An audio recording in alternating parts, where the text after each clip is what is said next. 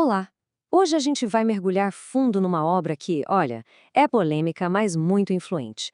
O 12º Planeta, de Zecharia Sitchin. A ideia aqui é entender a tese central dele, que propõe uma releitura completamente radical de onde nós, como civilização, viemos. Tudo começa com uma pergunta que, no fundo, desafia a nossa história convencional. Se a gente parar para pensar, a evolução humana parece ter dado um salto inexplicável. Por que, depois de milhões de anos de um progresso lento, quase parando, a alta civilização simplesmente brotou do chão, de repente? Para a gente poder acompanhar o argumento do Sitchin, vamos começar com dois grandes quebra-cabeças da nossa história. São momentos em que o progresso parece ter ligado um turbo, acelerando de um jeito impossível. Ok, vamos dar uma olhada nessa linha do tempo. Por quase 2 milhões de anos, as ferramentas dos nossos ancestrais mal mudaram. Era um progresso glacial. E aí, do nada, lá por 3.800 a.C., na Mesopotâmia, os sumérios aparecem com um pacote completo de civilização. Eles não estavam só fazendo cabaninha, não. Eles estavam erguendo cidades, criando leis, desenvolvendo matemática e mapeando os céus com uma precisão que, sinceramente, é de cair o queixo. A velocidade com que isso tudo aconteceu é aí que mora o mistério.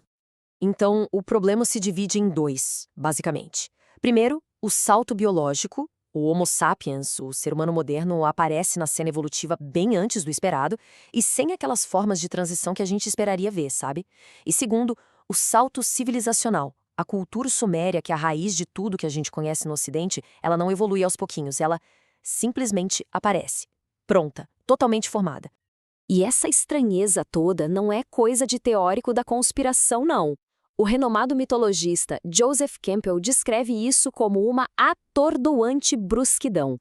Ele chama a Suméria de unidade embrionária de tudo que veio depois. O ponto é, a própria fundação da nossa história é uma anomalia, um evento fora da curva. É exatamente aqui que entra a metodologia do Zecharia Sitchin. Ele propôs que a resposta para esses saltos não está em achar coisa nova, mas em reler o que a gente já tem, os textos antigos. E se eles não fossem mitos, mas registros históricos? A teoria toda do Sitchin começa com uma retradução.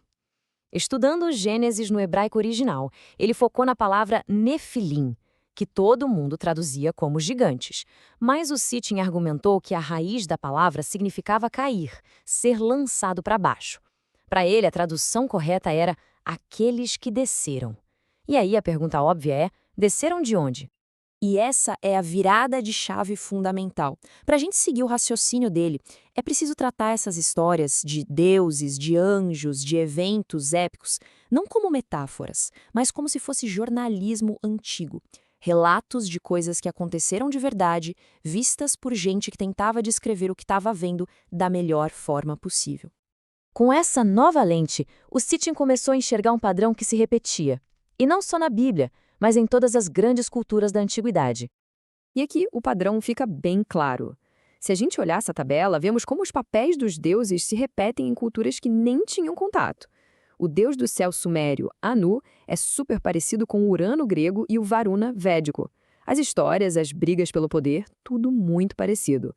Para o Sitchin, isso não era coincidência. Eram povos diferentes registrando a mesmíssima história sobre o mesmo grupo de seres. E tinha um número mágico que não parava de aparecer: 12. O Conselho de Deuses do Olimpo grego, o Círculo dos Deuses védicos e, principalmente, o Panteão sumério. Todos eles tinham o conselho principal com 12 deuses. Essa consistência era uma pista fundamental. Agora, se os deuses eram 12 seres de carne e osso que vieram de cima, como os textos pareciam dizer, isso só podia levar a uma conclusão inevitável. Para o Sitchin, a resposta para aquele panteão de 12 deuses não era nada simbólica, era astronômica. Ele descobriu que os sumérios conheciam o nosso sistema solar, Sol, Lua e os planetas até Plutão, mas na contagem deles tinha mais um membro. E este é o coração da teoria. Os sumérios chamavam esse corpo celeste de Nibiru, o planeta da travessia. Seria o lar dos Anunnaki, um nome que Sitchin traduz como aqueles que do céu para a terra vieram. Para ele, os 12 deuses do panteão correspondiam aos 12 membros do nosso sistema solar. O Sol, a Lua, os planetas que a gente já conhece e esse planeta a mais.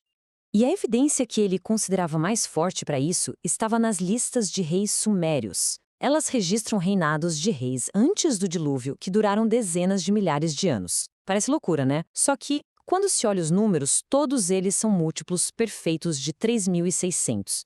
A unidade de tempo suméria, o Shar, era de 3.600 anos, que era o mesmo período que eles diziam ser a órbita de Nibiru. Os reinados não eram contados em anos da Terra, mas em órbitas do planeta natal deles.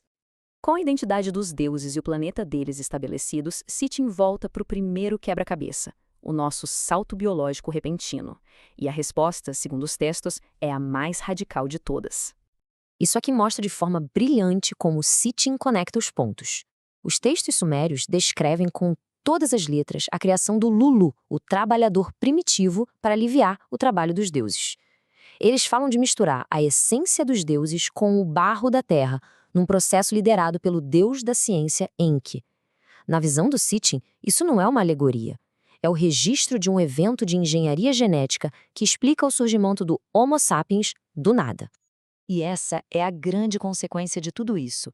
Aquele salto civilizacional dos sumérios não foi uma invenção do zero, foi um presente. A agricultura, a metalurgia, as leis, a astronomia, tudo teria sido ensinado aos humanos pelos seus criadores, os Anunnaki. A gente não subiu a escada da civilização, nos deram um elevador direto para o topo. E assim, essa análise do Sitchin nos deixa com essa pergunta provocadora. Nos pede para, pelo menos, considerar a possibilidade de que as histórias de deuses descendo dos céus, criando a humanidade e nos dando conhecimento, talvez não sejam fantasias, mas o eco de uma memória histórica extraordinária, só esperando para ser decifrada.